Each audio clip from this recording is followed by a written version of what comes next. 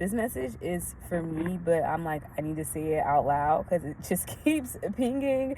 And it's like, when you get out of survival mode, stay the fuck out of there. When you got a survival mode, stay out of survival mode. Stop trying to bring everybody with you. Some people are okay with struggling. Some people literally are okay with struggling and feeling like doing things the hardest possible way is the way. And if you don't align with that, you decide that that's no longer the story for your life, let that be the story for your life. You don't have to sit and convince people and drag them along, because it's only going to bring you down. You're not going to be able to enjoy the fruits of your labor.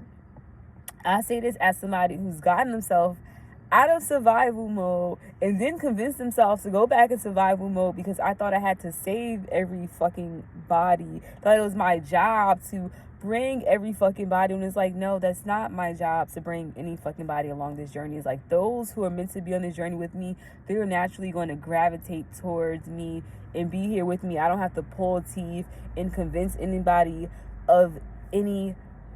And it's so exhausting because I just think about like how I would try to explain to somebody like, you don't have to do this. Is an easy way to do is you could kind of, skip all these extra steps and just ask directly. And in my family, I feel like they see me, I'm seen as like a rebel, also impulsive, when it's like I'm really strategic and I trust my intuition, I trust my gut, and I just go forth. And I'm like, I have a deep relationship with God. So it's like me and God locked in. That's who I co-create with. So it's like, at the end of the day, it may not make sense to you, but it makes sense to me and the creator, okay? And my family, I'm really close to my mother and my grandmother, and there's like this intergenerational healing is what I'm calling it. It's like, but their healing looks very different from mine because I've exceeded a lot of stuff and overcame a lot of shit they're still currently battling. Like, for example, like when it comes to work and stuff like that, I have not had a regular job since almost over 3 years now. And I've just been an entrepreneur, working my business and like just doing my thing. And for them, it just gives like, it's not stable. There's no stability in that, but it's like, it's not for you to understand what I'm doing, because what I'm doing is not just for me, it's for my son, my future kids, his future kids, like my nieces, those who come behind me, because it's like somebody has to do something different so kids can know, so future generations can know things can be done differently. If we continue to do things the same way, get the same results, we get stuck in these same loops, like what's tea? Like, what's tea? You see that hasn't worked for you. Is like, you see you stagnant, you not really living a life that you love or you want, but you somehow thinking that doing the same thing over and over again is going to garner new results. No, it's not.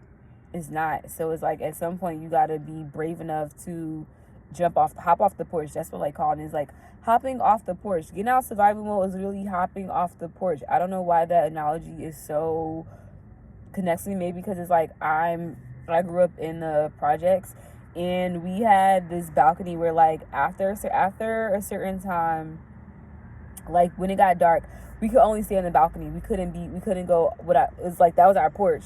So we couldn't go off the porch. It was like during the day we could be off the porch. You could rip and run like within this limited space, if you will, like be within the neighborhood. But once it got dark outside, you had to stay on the porch. And it's like, my family want me to stay on the porch. They want me to stay in this box. They don't want me to go too far. Even I can follow my mom. Like, my mom is like always worried, like, oh, you go do this, like, because I just know your attitude. I just know you just stand there and just like, girl, like, let me hop off the porch. Let me make my mistakes. Let me figure shit out. That's the whole part of life. It's like, you get the opportunity to make mistakes. It's like you make choices every day that's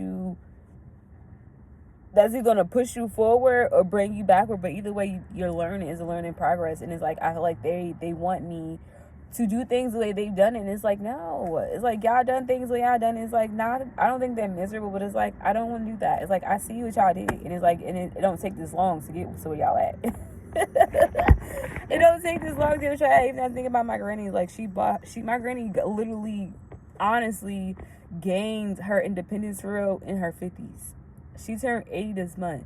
She turned 50, she went and got her license, got a car, bought her house and stuff like that. It's like, I'm in my 30s and I've already done some of that stuff already. So it's just like, I don't feel like I have to suffer, and I don't align with suffering in order to get the things that I need. It's like, I don't have to do all that. You don't got to go through all this hardship to get what you want. And I want to help other women see that as like, hardship does not have to be a part of the journey. Of course you're going to go through shit, but it's how you deal with it.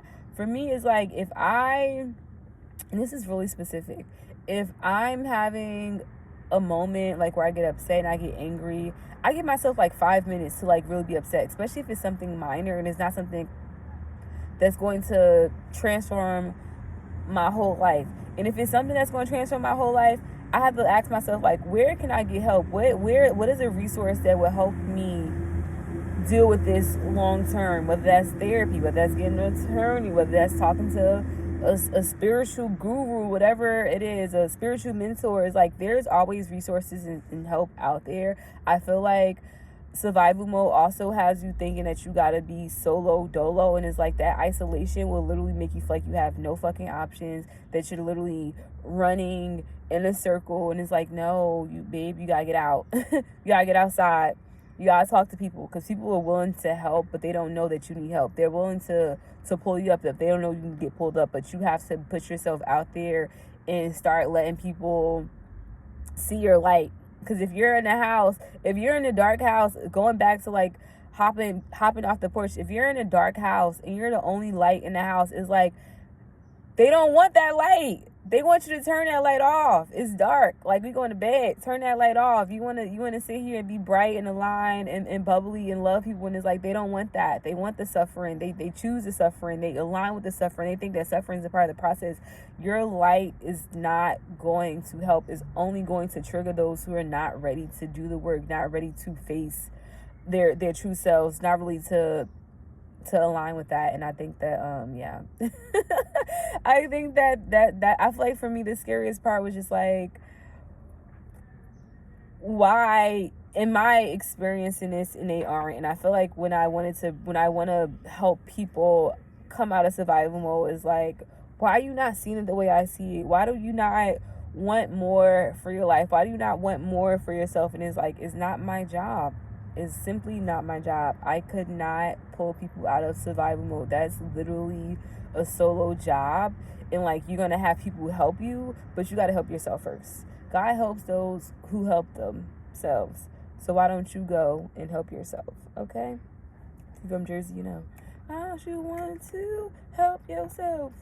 God, yeah, but yeah, that's it. It's like, you can't fucking help everybody. It's not your job. Especially those you love. Especially those you fucking love.